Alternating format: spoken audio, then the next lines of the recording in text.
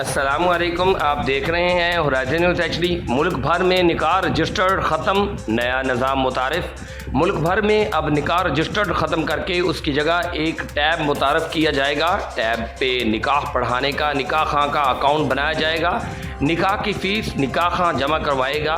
गवाहान के शनाख्ती कार्ड पहले स्कैन होंगे, फिर बायोमेट्रिक के बाद अगर शनाख्ती कार्ड की स्कैनिंग और अंगूठे के निशान मैच हुए तो गवाह काबिल कबूल होगा।